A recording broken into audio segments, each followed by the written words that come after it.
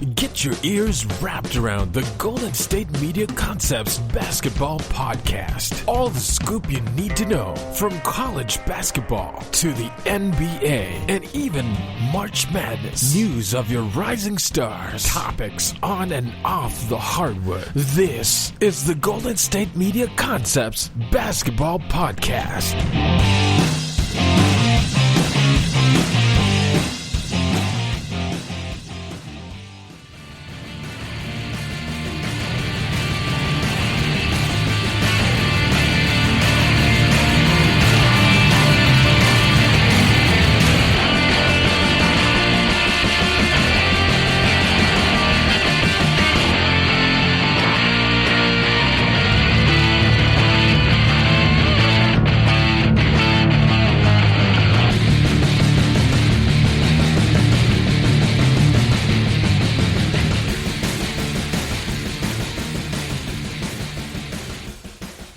All right, guys, what's going on? You're listening to the GSMC Basketball Podcast. I'm your host on Mondays, on Thursdays, Casey Foreman. Thank you for tuning in to today's episode, to today's podcast. This podcast is brought to you by the GSMC Podcast Network. Like I said, guys, welcome in. A whole lot to look at and break down in today's episode, looking at all things in the world of basketball. Like I said in my last podcast, college basketball, their season has officially kicked off and began. As the season continues, I'll make sure to keep you guys posted and updated as far as what teams are looking like, the best teams, as far as competing for the title, the college state title, or a nationwide title, but still, or as far as the top recruits, who's looking like could potentially be a lottery pick in next year's NBA draft. So I'll make sure to keep you guys posted and updated as the college season continues. But similar to the college basketball season, the NBA season will be starting this weekend, not officially, but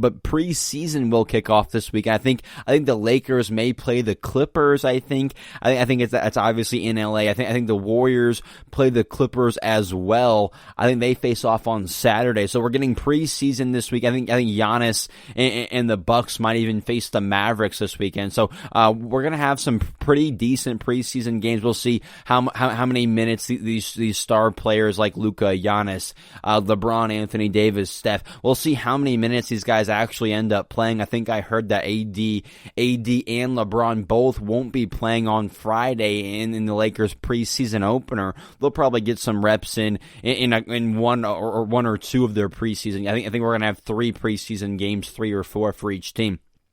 So LeBron and AD will probably hop in 1 or 2 of them, but are going to sit out the preseason opener. We'll see if Steph plays. I think Steve Kerr came out and said regarding the Warriors, we don't have any players really ready to play high minutes. More than likely, we're going to have a lot of guys playing, 15 to 20 minutes. So a lot of guys are going to be playing a little bit of minutes, seeing who deserves to be in the rotation, because that's what the Warriors are doing now. It's a new roster, ultimately, and they're trying to find who fits with Steph, with Draymond, who can play and who can't, ultimately. So I understand, I think it's smart as far as what Kerr said. No guys are going to be playing high minutes. A lot of people playing several minutes. So I think that is pretty much what we're going to see from a lot of teams, because for the Lakers and the Heat, this was the shortest NBA offseason in NBA history. I think it was only 80 or so days, maybe even less than that. So it was the shortest offseason in history for these teams. It makes nothing but sense for them to take it a little bit slower at the start of the season, kind of pace themselves and get into true form. So we won't be seeing LeBron and AD too much in the first half of the season. I think LeBron even came out and said, hey, I'm going to be cherry picking. So either way, got a little bit off topic here. We are getting into the start of the NBA season. Preseason kicks off this weekend. And then, like I said, college basketball has already kicked off. So we have basketball up and running. Let's get to what we are going to be discussing in today's podcast. Okay, so like I said earlier, James Harden. I think I discussed in my last episode Russell Westbrook being traded to Washington. But either way, especially since Russ was traded, there's been a whole lot of talk revolving James in Houston. How much time is his time limited?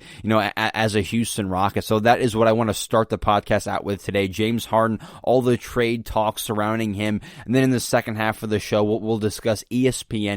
They released again. Okay, if you've been listening to me here at GSMC, I like to discuss a lot of the content that ESPN kicks out, discuss what they thought, share my opinion, and then give you guys what I think on the matter. So I'm going to do that again today. So ESPN released a top 100 list of their top 100 NBA players for next season, pretty much predicting the top 100 players for next season, the 2020-2021 NBA season. So that is what I want to do in the second half of the podcast, break down their top 100 list, give you guys some input from myself, tell you guys where I think some of these players should be on the list in comparison to where they did in fact land. So a packed show for you guys today. Let's start out with the trade talks, the trade rumors going on revolving the MVP in James Harden. So like I said, especially since Russ said he wanted to trade, especially since Russ got traded to the Washington Wizards, Harden has been very vocal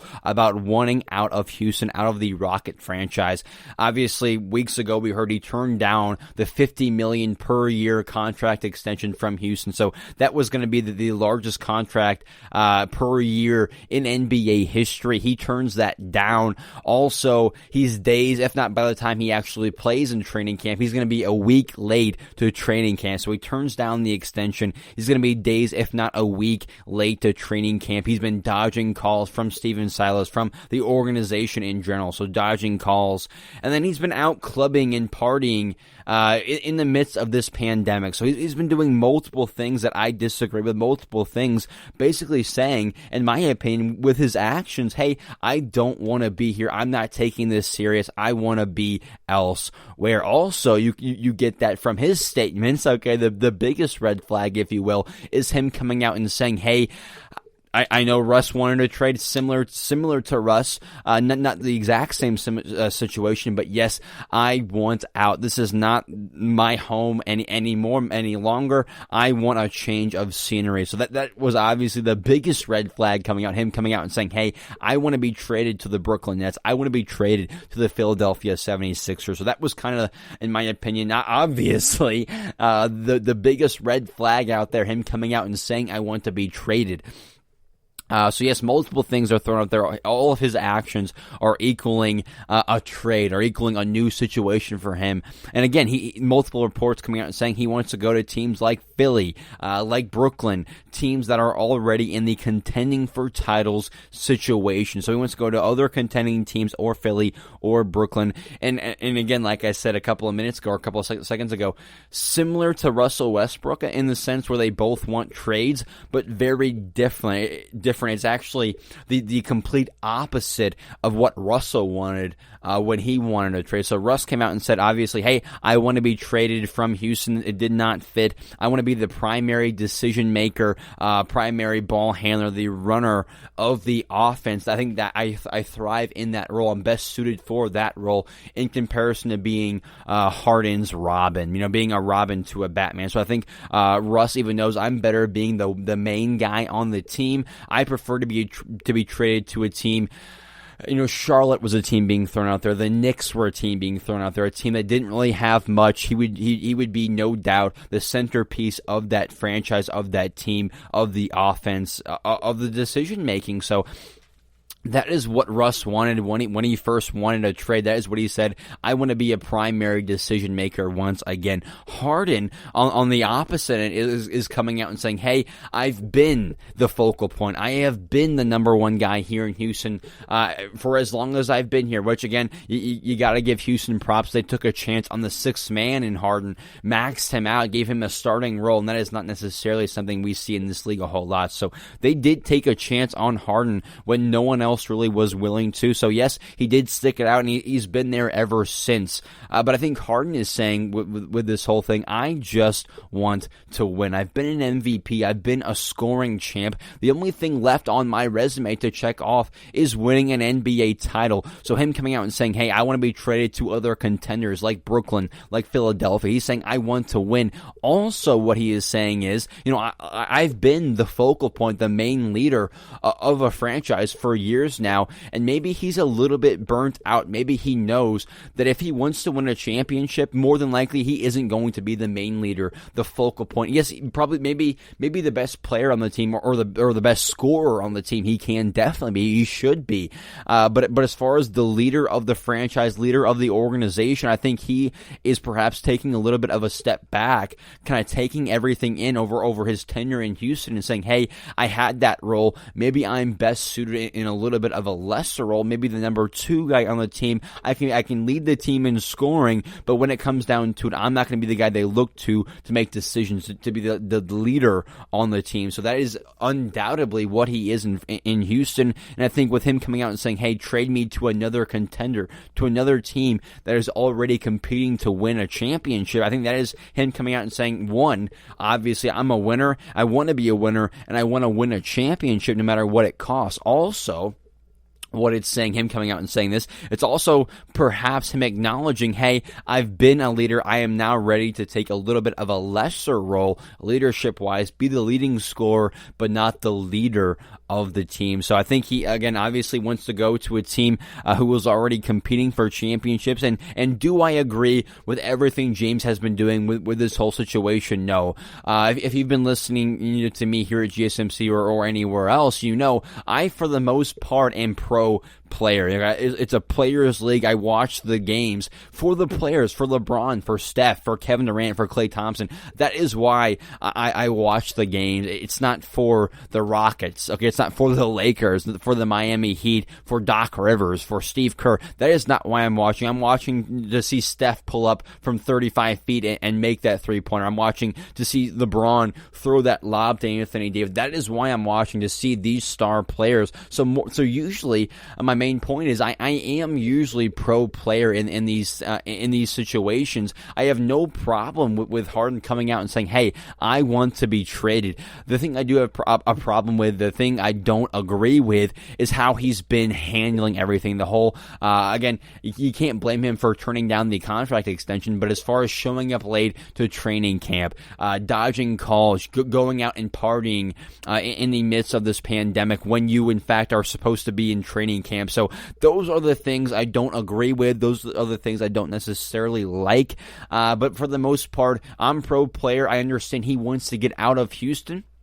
And maybe he's doing the more so of the heavy duty lifting with his actions in comparison to his words. You can only do so much. You can only say so much. Hey, I want out. I want to be traded. I think I've heard it multiple times, Harden saying, hey, I want out. Again, maybe he's saying I can only say that so much. Maybe by my actions, that is how I will ultimately get what I want. I won't show up. I'm not going to answer your calls. I'm going to reject your contract extension. So I think with his actions now, that is what he is resorting to. He's been saying, I want to be traded. I want to be traded. I want to be traded. Houston is saying, hey, we hear you. There's no rush on our end to trade you. So perhaps he's hearing that and he's doing what he can by putting it in his own hands and doing these things, doing these actions, meaning, hey, I want out. My words can only mean so much. I have to do this in order for you to know I am serious. So again, I don't agree with everything he is doing, but for the most part, I am pro player. He is wanting out of Houston, wanting a new situation. I agree with that. I think it is time for him to move on. However, I don't agree with everything he has been doing to get traded out of Houston, if that makes sense. But now, okay, since he is showing us he wants to move on and move to a new situation, now it is time to look at the two big questions everyone seemingly has been answering, everyone is looking for the answer to. First question, obviously, where does Harden fit? Okay, where is the best fit for him? He's been saying Philadelphia, Brooklyn. Are there any other teams that he would fit well with also? So it's where does he fit also, though it's it's who is interested. So it's where does he fit and who is interested in him. I think pretty much the whole league knows the talent of James Harden, but it's a chemistry experiment. We've seen him with other stars in the league. Seemingly him and Chris Paul work well on the court, but then we see them get burnt out of each other ultimately. So that is the biggest question. Those are the two biggest questions right now. Where does he fit? Who is interested? I want to take a quick break. When I come back, we will revisit those two questions, continue discussing the trade rumors around James Harden, and then get to ESPN's top 100 list of NBA players. Don't go anywhere, guys. I will be right back. Are you looking for the very best NFL and college football podcast? Then check out the GSMC Football Podcast. Get the latest football news both on and off the field. From the NFL Draft to trades to the rumor mill to the NFL Combines. They got you covered. That's GSMCpodcast.com/football-podcast. Get updates on college rivalries, game day insights, and much, much more. It's football talk the way you want it. This show eats, sleeps, and breathes football. Don't forget to like them on Facebook and follow them on Twitter. Visit GSMCpodcast.com for more info.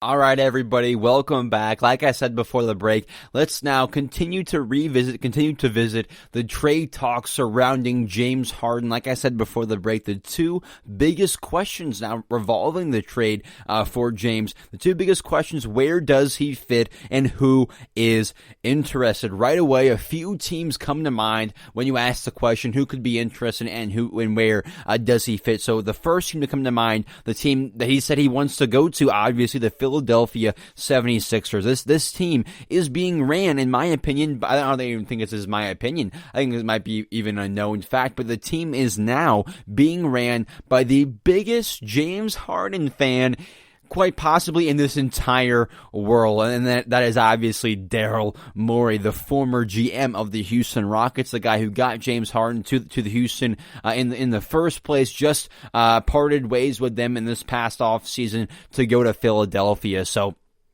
I understand why. One reason why he would want to go to Philly. It's being ran by one of his biggest fans, Daryl Morey, one of his biggest supporters, a big person in his life, I'm guessing, in James Harden and Daryl Morey. So that's one of the biggest reasons I think James wants to go to Philly, Daryl Morey. However, he has been very vocal and very, straightforward in saying, hey, I don't feel comfortable parting ways with either of my two young stars in Joel Embiid and Ben Simmons. And I completely agree with that. I've been saying here on GSMC, the fit is definitely questionable there with Joel and with Ben, but with that much talent there, you gotta try it out at least one more time, in my opinion. This next season might in fact be the last time I would try it out, but I would at least go one more year, because I think the ceiling, the potential for those two players, especially together, is pretty high.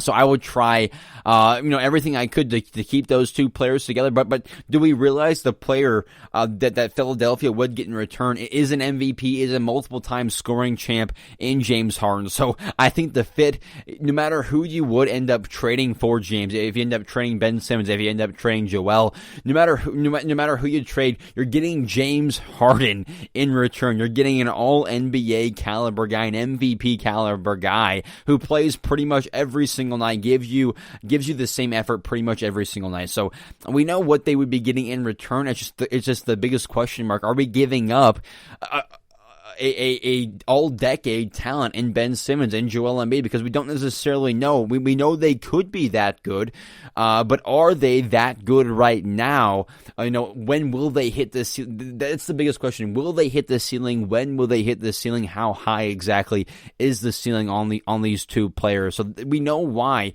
Daryl Morey doesn't want to give up Simmons or Embiid. And again, I completely understand. I would definitely try it out at least for one more year. The ceiling on those two players is pretty high, like I said. So if Philadelphia does want James Harden, if James Harden really wants to go to Philadelphia, if the Rockets really want to get either Ben Simmons or Joel Embiid, so if the Rockets really want Simmons or Embiid, if Philly does in fact want James, I think there really is one way that this could work out. I think it could come down to Philly keeping the team together at least until the trading deadline this year. So keeping the team together, and then by the trading deadline, if Philly still hasn't meshed, if they still really haven't worked it out, despite having the new coach, the new front office, making changes to the roster, adding shooters, if they still aren't figuring it out and looking like one of the top premier teams in the East, in the league in general, because that's what they should be with all the talent on that roster, they should be a top team. So if they aren't looking that way by the trading deadline, I think this is how Philly could get a guy like James. This is how Houston could get a guy like Ben Simmons, get a guy like Joel Embiid. You wait until the trading deadline for Philly. You hope, if you're Houston, you hope things really haven't come together quite yet. And then for Houston, again, Houston, if they still haven't moved on from James, if they still have James on the roster, and if he still is in fact wanting a trade, yes, that is a long ways away. I couldn't see him being a part of the team that long if he continues to say, hey, I want to be traded, I want to be traded, I want to be traded. If he continues to say that, I think it's hard to believe he'll still be on the team by the trading deadline. But still, if he is still a Houston Rocket by then, if the 76ers still haven't in fact figured it out, I think that is the way we see James Harden going to Philly. Not necessarily right now, unless Philly or Houston takes a Tobias Harris package, which would be completely ridiculous considering Ben Simmons or Joel Embiid could be on the table. So yes, I wait. If I'm Houston as well, I wait at least until the trading deadline, because I could get a Ben Simmons, a Joel Embiid. So that is the way Houston could get a Ben Simmons, Joel Embiid talent. That is how Philly, I think, could get a good guy, a player like James Harden. Unless they just bite the bullet and say, screw it, I'll give you Embiid for him right now. Or Houston is that desperate and takes a Tobias Harris or something like that. Barring anything like that, I think a trading deadline trade would be the only way Harden ends up in Philadelphia. But I do think overall, like I said, I think it's kind of hard to believe that he lasts that long in a Rocket uniform, because he does in fact keep saying, I want out, I want out, I want out. He's late to training camp. All of his he turns down the contract extension. So all of the actions are pointing to leaving, are pointing to he wants out. Obviously, even with his words, he's saying that. So if I was Houston, I work on a move right away. I try to get him out of Houston right away. We know what that can do to a team, to a locker room. It can be a poison apple. One bad apple can ruin the whole orchard. So we know what that can do to a locker room, to a franchise, and you don't want that. If you're Houston, you are somewhat rebuilding now, no doubt. I know Steven Silas come out and say, we're not a rebuilding team. We have John Wall, Boogie Cousins. Hey, I hate to break it to you, but you're not a contending team. So maybe you're not a rebuilding team, but you're not contending either. So maybe you're one of those tweener, in between teams. And if you're comfortable with that, if that's what you're shooting for, hey, you're spot on. That's exactly where you are. But again, if you're not a contending team, I'm more on the edge of saying, hey, yeah, you are a rebuilding franchise. But either way, if I'm Houston, I do whatever it takes to make a move as soon as possible. We know what that kind of attitude can do for a locker room that is new. It's a new group together in Houston. They are kind of starting a reboot, if you will, and you don't want that in there. You don't want a guy who doesn't want to be there. It's simply going to make things worse for the entire roster. You don't want that. Ship him out. Start on a fresh leaf, on a fresh foot, and again, start to build forward. Start to move forward. And I think Harden overall, back to the Philadelphia thing, I think he would fit pretty well with either Ben Simmons or Joel Embiid. That really hasn't been a thing talked about too much, pairing up Ben Simmons with a guy like James Harden. I think that would fit, that would work. That does leave a hole down low when those guys like Anthony Davis, Nikola Jokic, and obviously Joel Embiid. So you are leaving a big hole down low if you do in fact trade Joel for James Harden. But if you do pair Ben with James, you have an all-NBA caliber point guard who likes to share the ball, likes to pass the ball, and then you have one of the best shooters in the game in James Harden. So I think the duo there would work with Ben and James. I also think the duo would work with Embiid and James Harden as well. You have a Shaq and Kobe-esque kind of duo, a guy who tears it up in the paint, and then a guy who can do whatever it takes on the perimeter and get others involved. So I think it is a Shaq and Kobe-esque type of duo, type of tandem, and I think either duo works in Philadelphia, Ben with James or James with Joel Embiid. So I think either one of those works. Again, the Simmons-Harden duo isn't really one we've been hearing a whole lot about. Either way, I think it would in fact work. I think it would be a pretty explosive duo either way. But still, I would like to see Simmons with Harden or Embiid with Harden, or if Philly ends up holding on to both Simmons and Embiid, I would like to see that as well. Again, like I said, the ceiling with both of these guys is pretty high. You might as well, tap it out. Go as long as you can with these two all NBA talents. So I completely understand everything, but still, let's move on. Philly, not necessarily the biggest thing unless Daryl Morey is willing to give up Joel Embiid or Ben Simmons. Let's move on. Brooklyn has been another team thrown out there by Harden himself. I think KD came out and said, hey, I'm not focused on James Harden. He's not on my team. I'm focused on everyone who's on my team. So whatever, KD, you could simply say, hey, I want to play with every great player. Why wouldn't I want to play with a guy like James Harden? Instead, he's come out and saying, hey, I'm not focused on a guy like him. I'm focused on my team. So I also like what Kevin Durant is saying. Hey, I'm focused on my team, my group of guys I have set in the Brooklyn Nets uniform, not a guy still in Houston. So I actually like Kevin Durant coming out and saying that. If it is in fact true, if he was not one of the people saying, hey, James, come to Houston, because if he was doing that, I don't want him to come out and lie and save his butt a little bit and say, hey, I'm not focused on him, I'm focused on my team. So if that is in fact how he feels, I love the statement by Kevin Durant. However, while we're discussing the Brooklyn Nets, in my opinion, they do not have a package that can beat Philadelphia, can beat a team like even a Golden State, who was in the run before the draft. I'll get to that in a second. But as far as Brooklyn's package, I am not a big fan. I don't think it is that good. It would be a Spencer Dinwiddie, Karis LeVert, Jared Allen, and then first round picks for James Harden. A very so group of guys. You're getting some decent players, but you're not getting a franchise piece to build around. Yes, you're going to get some draft picks, but those are going to be crappy draft picks because that team's going to have KD, Kyrie, and James Harden on it. That team's going to be getting to the finals, not in the lottery. So you're going to get some bad picks and some pretty good rotational players. So I don't think that is what Houston is looking for at all. I think they're looking for young talent and a whole lot of draft picks, draft pick compensation. So I don't think Brooklyn has a very good package whatsoever.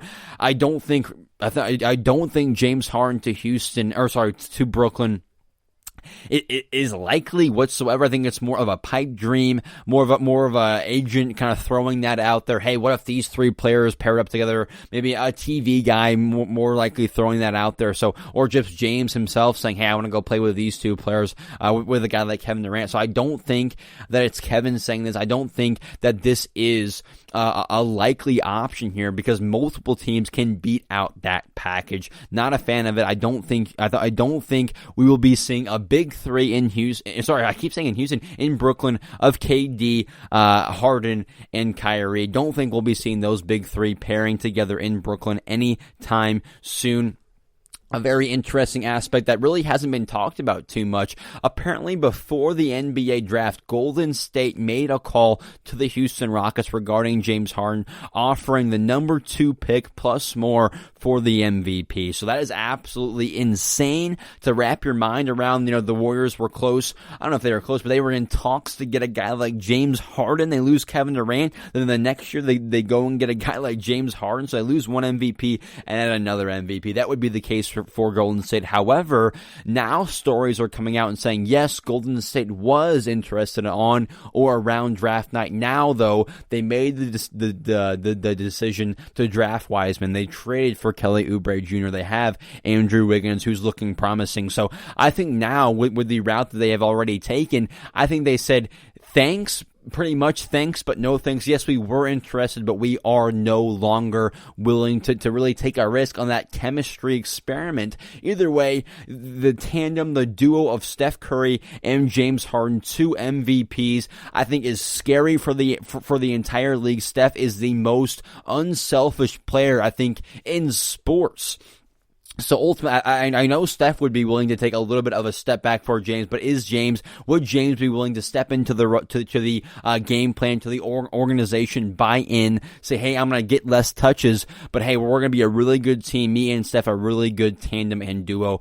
Not sure if he would be willing to do that. I know Steph would be. He signed on to get Kevin Durant. Why wouldn't he sign on to get a guy like James Harden? So we'll see. However, the story now is saying, they were interested, now not so much. How scary, though, would that be for this league? Super scary to say. Also, though, oh crap, I'm past the 30-minute mark, guys. I need to take a quick break. When I come back, we'll wrap up discussing James Harden, the trade talks, revolving James. Then we will get into ESPN's top 100 NBA players. Don't go anywhere, guys. I'll be right back.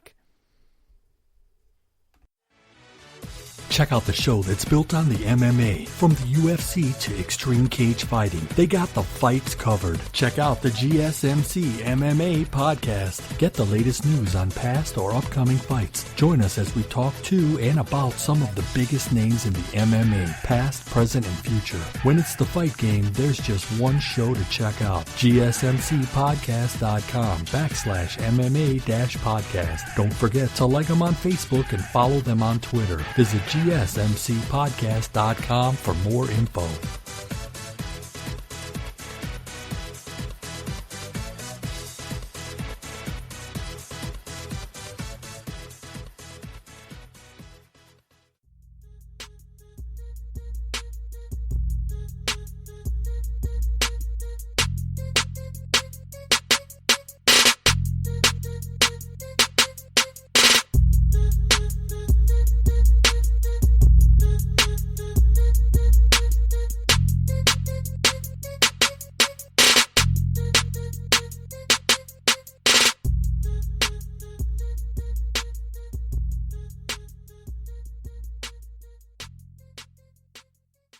All right, everybody, welcome back. Like I said before the break, let's continue on. Let's wrap up, if you will, discussing James Harden, all the trade talks revolving him. Like I said before the break, Golden State was said to be interested in making a trade for the MVP before the draft with that number 2 overall pick. However, after drafting Wiseman, trading for Kelly Oubre Jr., it looks like now people in the Warrior organization, the beat writers at least, are saying it's looking like the Warriors were interested and are not not anymore. So we'll see. Who knows with Golden State? No one really saw them going out and getting a guy like Kevin Durant in the first place. So we'll see. I'm not gonna rule this out by any means because they're trying to win. They're a smart team as well, a smart franchise. So if this makes sense for them, if Houston is willing to make the move, I think the Golden State would make this move. So we'll see. Who knows? However, people are coming out and saying yes, they were, but are not anymore interested.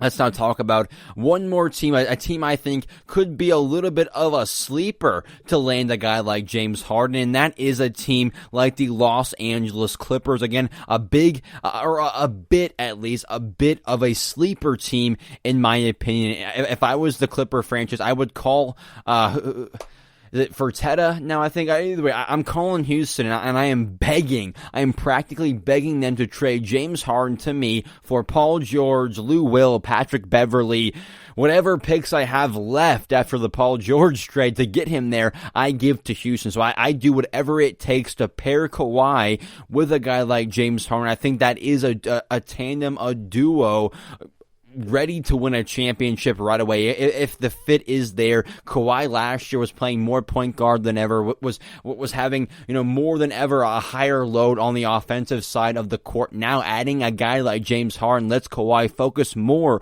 on the defensive side of the court, let him be more of the defensive juggernaut that he is capable of being, still being the 23, 25 a night guy on offense, but then he can take a little bit of a load off on offense, give that load to James, let him be him, let James be the leading scorer.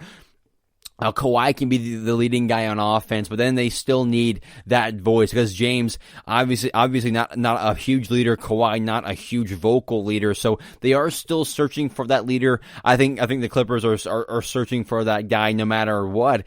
So if I'm them, I call Houston. I try to trade Paul George, Lou Will, Patrick Beverley, and again, whatever else that it takes to pair Kawhi with a guy like Harden. But in my opinion, Paul George, his stock, his draft stock at least has never been lower, especially with this past postseason, them blowing the 3-1 lead, him having some just terrible performances. So I don't think his stock is very high right now, and I would actually argue that it's never been lower in his career. So I'm not sure that the trade really makes that much sense for Houston, but again, they get a guy in Paul George to pair with Boogie Cousins, to pair with John Wall. So if Houston's thinking, hey, we're not really a rebuilding team, we're kind of competing, so maybe adding Paul George with John Wall and Boogie Cousins could put us back at that somewhat competing range. So maybe they are willing to make that move, get a guy like Paul George, then add depth like Lou Will, Patrick Beverley. So we'll see.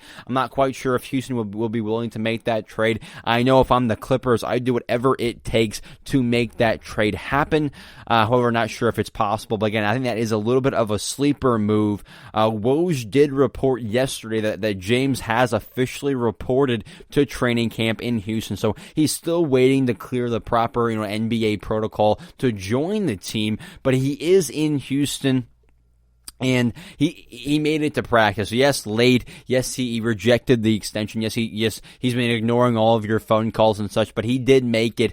But in my opinion, if I am the Houston Rockets, I'd do whatever it takes sooner rather than later to trade James Harden. The Rockets should be crossing their fingers, though. The Rockets, again, if I'm them, I trade him. But in the situation they are in, saying we have no rush to trade him, where they are right now seemingly is, they're crossing their fingers and hoping James will like John Wall, will like Boogie Cousins. They're hoping he just hits it off with these guys in Christian Wood. He's hoping they simply hit it off and he wants to stay. However, I am betting against that. I am betting, if I was a betting man, okay, I see a James Harden trade sooner rather than later. Okay, with that, a little bit of a bad apple in the locker room. It's a lot of new guys in the roster, on the roster now. You don't want to start it on a bad note. You want to get it off on a good foot. So if I'm Houston, I do whatever it takes to make a James Harden trade as soon as possible. But if I have a guy like Ben Simmons, like Joel Embiid, if I truly think they are attainable, then I do hold out until that trading deadline and see if Philadelphia is in the position to make a trade at that trading deadline. So that is what I think. That is what I think as far as the trade talks revolving James Harden. What do you guys think? Do you think it's somewhat inevitable he will be out of Houston, or do you think they work it out and he will continue to be a Rocket once more? Let's now transition to my final segment of the show, ESPN and their top 100 NBA players. ESPN, if you've been listening to me here at GSMC, you know, ESPN, they love to pump out these lists, especially when basketball is not in session, when the sport is in its off season. That is especially when ESPN, you know, is in their heyday. We saw it when the NBA had their hiatus before the NBA bell. We had so many lists getting crunked out, odds to win the title, best team right now, to win the MVP, to win blah blah blah. So they were cranking out all of these lists while we didn't have basketball. And again, we're waiting for the start of the season on December 22nd. So right now we don't have basketball. And what do you know? ESPN cranking out, yes, again, another list. Also, if you've been watching or listening to me here at GSMC, you know when I go over these lists from ESPN, you know usually I disagree with the content they put out. I usually disagree with their decision making for the most part. So here we are again, getting closer and closer to the start of the NBA season, and here we are again. ESPN release another list that I disagree on. Here we are. Here we go yet again. But again, guys, we're getting closer and closer to the start of this season. Preseason, like I said at the beginning of the show, preseason starts this weekend on Friday. LA, I think, is facing the Clippers. I'm not sure. I know on Saturday the Warriors face the Clippers, so that is kicking off NBA's preseason. Either way, LeBron and AD both won't be playing in the preseason opener. We know why. They were just playing in the NBA Finals, so we know why. They're pretty much going to be cherry picking throughout the first half of this season. But the NBA is back on Friday, preseason as well. But yes, you know, it's time to take a look at another ESPN list. They, however, this time were predicting the top 100 players for next season. So they're predicting who are going to be the top 100 players next year. And obviously, I have disagreed with a lot of what ESPN has said before. But in my opinion, this is kind of taking it to a whole nother level. I don't think I have ever disagreed this much with a list ESPN has put out. But again, let's get right to it. I have a bunch of problems with this list that has been released. Beginning with, I want to start with this, okay? For you guys who are big ESPN users, big users of the app, big readers of their articles and such for a long time now, I, for one, have been a person like that, a big fan of ESPN. Not their, but I look at their content. I use the app. I read their articles. Yes, I use ESPN a whole lot. But now my biggest issue with them in this article is them releasing it on ESPN Plus. If you don't know what ESPN Plus is, it's basically Disney Plus. Any added thing you have to pay for to, ESPN is now the free app that is crap. Now you have to pay for ESPN Plus if you want all of the proper things. So that is the biggest issue that I had, the whole ESPN Plus thing, holding out of the article, making me pay $6 a month to see all the content they had to produce. So I don't really agree with that. I think it should be somewhat more of a public thing. I don't know. That's just what I think. I think ESPN, you shouldn't really make me pay to read your articles. That's what I think. I think they will be losing a little bit of business by doing this whole ESPN Plus thing, making me pay to read who you think are the top 100 players. And either way, I did not pay for the list. You guys know I did not pay for the list. So we will be discussing the parts of the list that I could in fact see. Obviously, I maneuvered my way. I went through the internet, watched some YouTube videos. So yes, I got a pretty good understanding of who they ranked 1 through 100. So let's go ahead and kick it off. Let's start out with again. But again, I cannot believe they're having the ESPN Plus, making me pay $6 to know. Again, let's not get too hung up on that. I didn't, but ESPN, I should say, you did not get me. I did not pay $6. I will continue to finesse and find the list elsewhere, which I recommend you guys doing elsewhere. ESPN Plus, you're not getting $6 a month from me. Heck, no.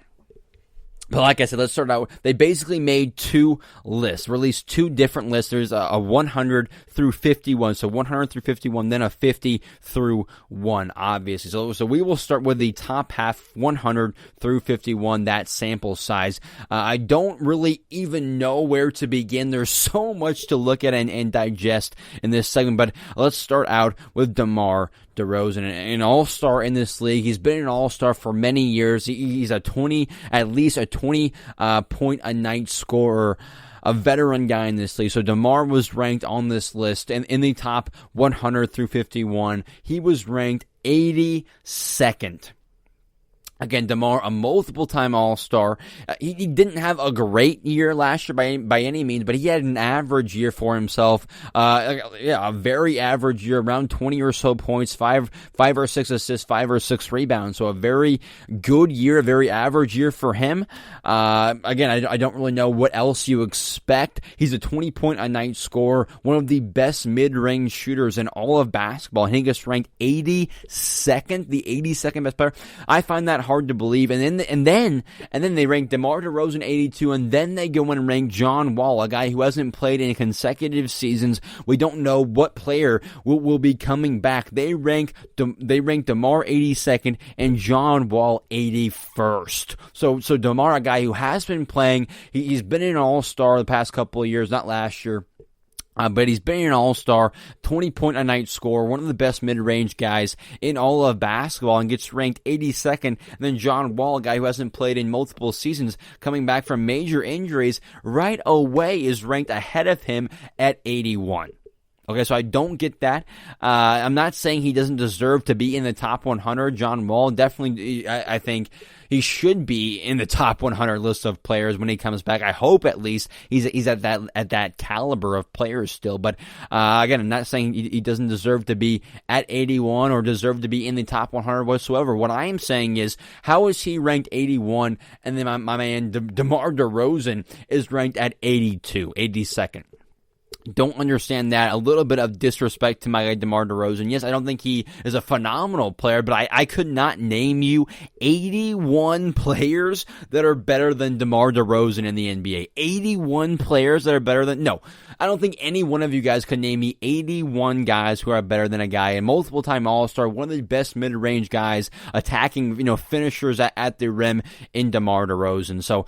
no, you can't sign me on. I'm not buying what you're selling. You can't name 81 guys better. Same thing, I'm not putting John Wall ahead of a guy like DeMar DeRozan. I'm at that 45-minute mark, guys. I'm taking my final break of the podcast. When I come back, we'll finish up discussing the top 100 players next season according to ESPN. Don't go anywhere. I will be right back.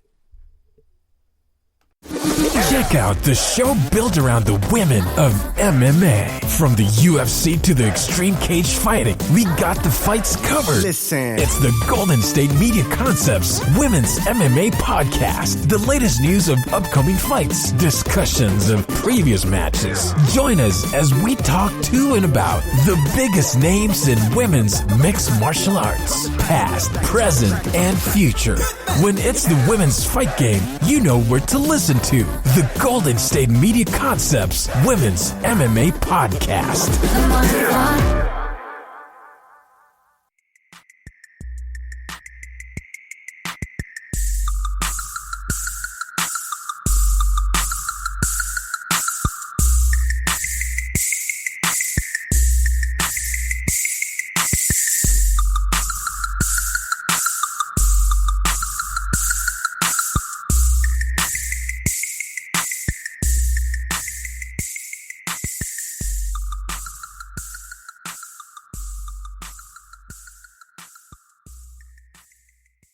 All right, guys, welcome back. My final segment of the show, final 15 minutes of the podcast here. Let's continue on discussing ESPN's top 100 list of NBA players next season, their prediction for next season. Like I just got done talking about, DeMar DeRozan ranked 82nd, John Wall ranked 81. Don't understand John Wall being ranked since he hasn't played in consecutive seasons. I do not understand him being ranked ahead of a guy in DeMar DeRozan, a consistent 20-point-a-night scorer, an all-star in this league, one of the best mid-range and finishers we have in basketball. So I don't understand that. I disagree with that decision. Another thing I want to discuss Montrezl Harrell, the current sixth man of the year this year. Again, I didn't necessarily think he deserved that award. I was more of a Dennis Schroeder guy this year as far as sixth man of the year. Either way, he is last year's sixth man of the year, and he was ranked on this list at 76th.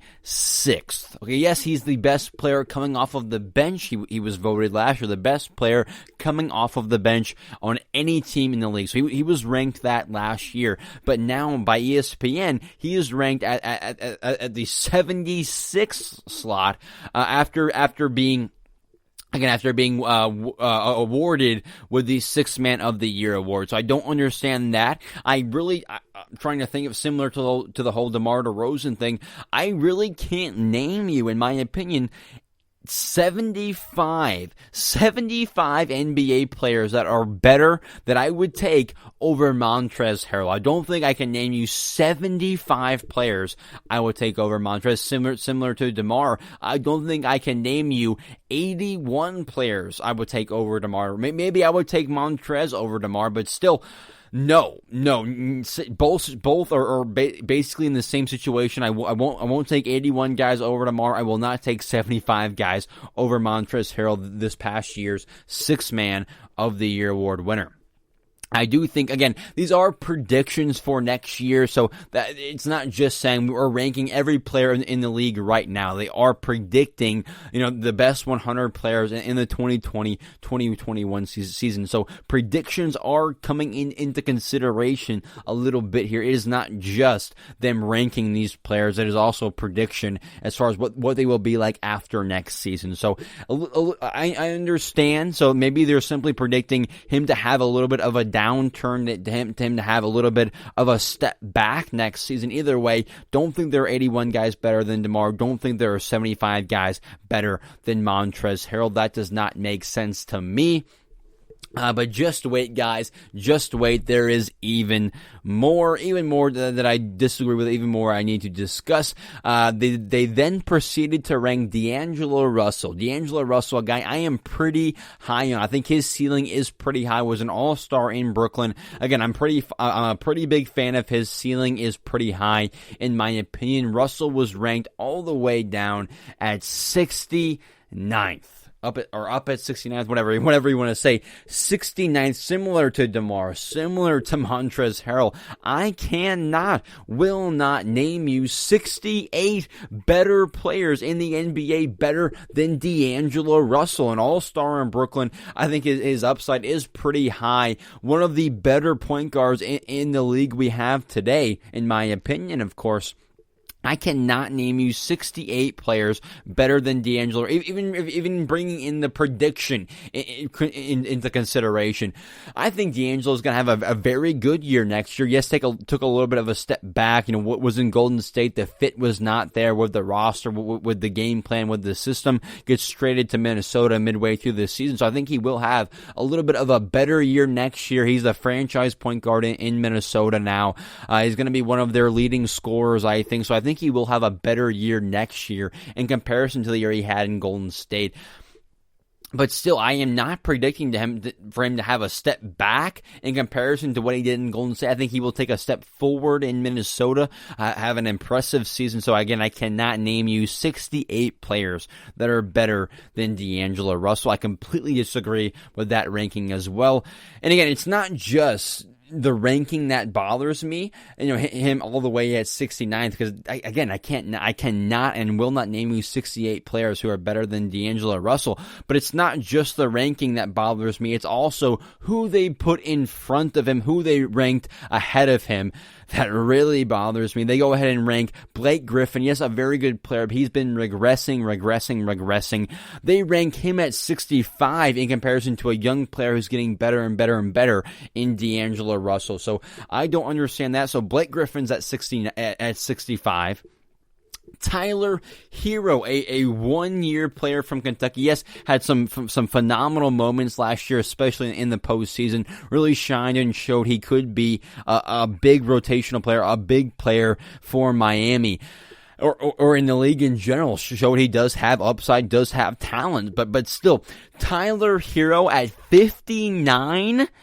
I am 100% confident I can name you 59 to 60 players better than, in comparison, kind of the opposite of the whole DeMar, D'Angelo Russell, Montrezl Harrell thing. I couldn't name you that many players better than them, but I could 100% name you 59 players better right now, better next season than Tyler Hero. 100% guaranteed. Similar to Blake Griffin, I can name you 60 players better than Blake Griffin right now, better next season. So I couldn't do that with D'Angelo Russell. I couldn't do that with DeMar DeRozan and with Montrezl Harrell, but I could do that with a Blake Griffin, with a Tyler Hero, if you will. Again, both very good players. Both are deserving of being in this top 100 for sure.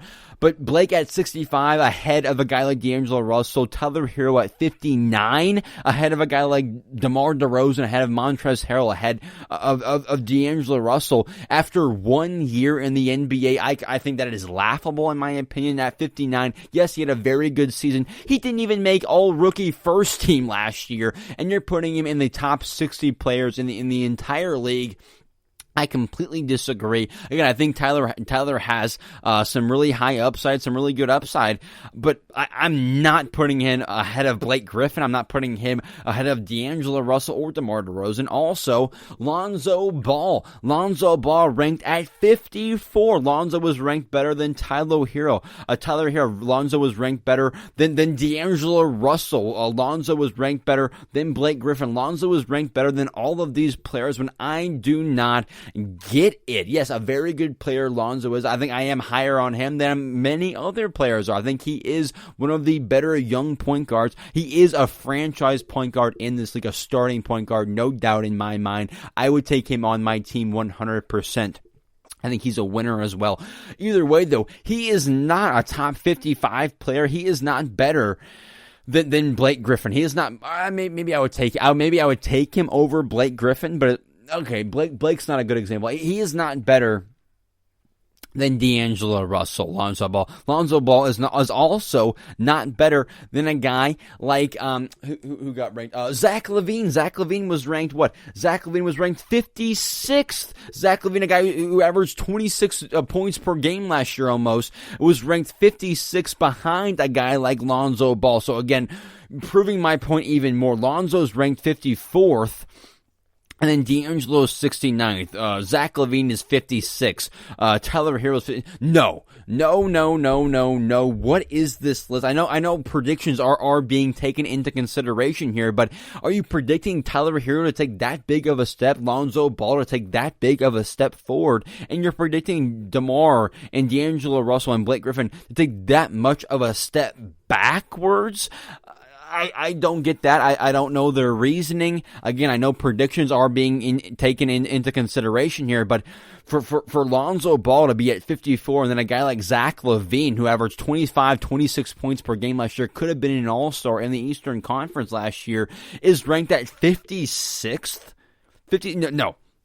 I really like Lonzo. I think his upside is very high, but he is not, at this point in time, he is not a better player than Zach LaVine. Again, a 25-26 point a night scorer in this league, is explosive to the rim, can shoot the three ball as well. So, in my opinion, Lonzo, a very inconsistent shooter, has not proven to be that caliber of a player. So I disagree with Lonzo's ranking. I think Zach LaVine should be lower. He is not a 56 player. He is a top 50 player. Zach LaVine is, in my opinion, should be ranked better than Lonzo, better than Blake Griffin, better than Tyler Hero for sure. Zach LaVine got a little bit of disrespect here. Now let's get into the top 50. Wrapping up the show, let's get into the top 50 of players now. Kemba Walker, another player getting a little bit of disrespect in my opinion. He was ranked at 48. So he did make the top 50, just barely ranked as the 48th best player in the NBA last year. He was an all-star, so an all-star last year. Again, he's not my favorite player, but are there 47 better players than an all-star Kemba Walker last year? No, there is not. Okay, again, this is a little bit laughable to me that you can put 47 other players better than a guy like Kemba Walker, who went to the Boston Celtics right away, and they started winning right away. Yes, they were winning before he got there, but he translated, he fit, he meshed right away. That's the kind of player he is. Averaged over 20 points per game, can spread the floor and shoot the three ball at a decently high clip. So that is a guy like Kemba. 48, I don't agree with that ranking whatsoever. I can't name you 47 better players than Kemba Walker. Russell Westbrook, another player being thrown out there. Another player, in my opinion, catching some shade from ESPN. He was ranked at 36. Russell Westbrook, yes, the triple-double MVP getting, and no matter, you guys know, you've been listening to me here at GSMC, you know I am not by any means the biggest Russell Westbrook fan in the league. I do think he is freakishly talented, has an insanely high motor, and his intensity is unmatched. But there is not 35 players better, and there's not 35 players better than Russell Westbrook, the former MVP, triple-double getting. Yes, again, like I said, I'm not the biggest fan of him. I don't think he's a top 10 player, maybe I think he does deserve top 15 to a certain degree, but still, 36. There are not 35 players in the NBA. Even next season, there will not be 35 players that are better than Russell Westbrook. Completely disrespectful. And then they ranked Trae Young ahead of Russell Westbrook at 29. So Trae Young is ranked 29th. I think that is actually a pretty decent ranking for the guard in Trae Young, the third-year guy now. I wouldn't necessarily put him in the top 20. But I do think he is top 30. So I would put him in the top 30. 29th, I think, is a pretty decent rating for the guy in Trae Young. Could be a little bit lower on the list. Could be in the top 20, 25. But 29th, I think, a pretty good thing. Top 30, yes, Trae Young is definitely in the top 30. But for Westbrook to be out of the top 30 and a guy like Trae Young to be in there, I completely disagree.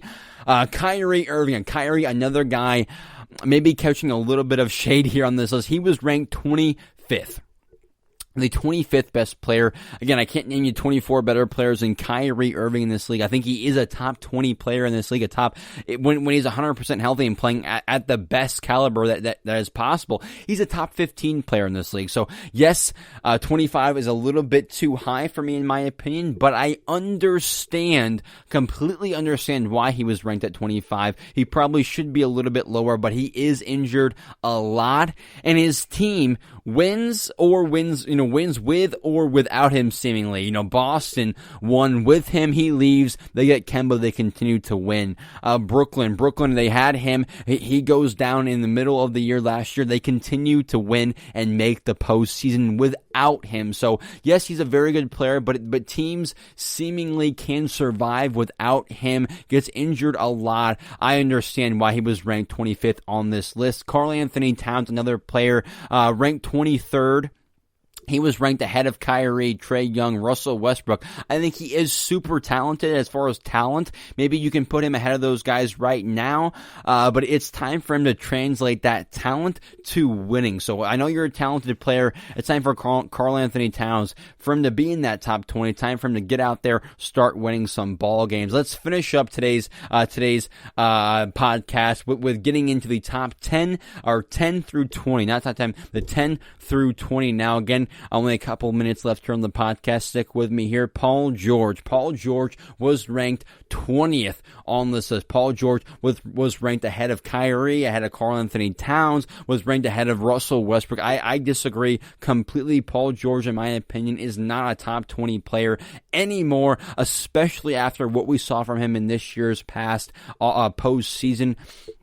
And finally, the biggest issue I have with this entire list, the biggest issue, okay, and for the past 20 or so minutes, I've had some issues. Either way, my biggest issue with ESPN's top 100 list has got to be Zion Williamson and him being ranked 19th on this list after playing no more than 25 professional NBA games. So after playing no more than 25 NBA games, he is now being ranked the 19th best player in basketball. absolutely insane for me. I do understand that. I don't want to say I don't understand, because I completely understand why. I understand the hype. His intensity is absolutely insane. He's a big playmaking forward. He plays on both sides of the basketball. So yes, I completely understand the appeal.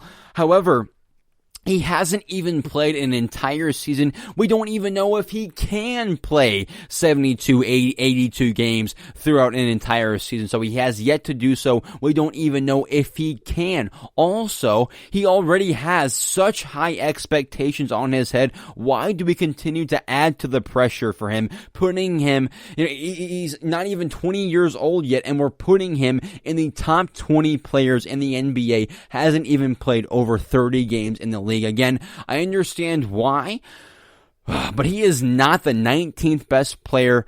Again, he may be in the top 20, top 10 exciting players to watch in the NBA, but as far as top 20 best players, best guys in the NBA, he has yet to make that list, in my opinion.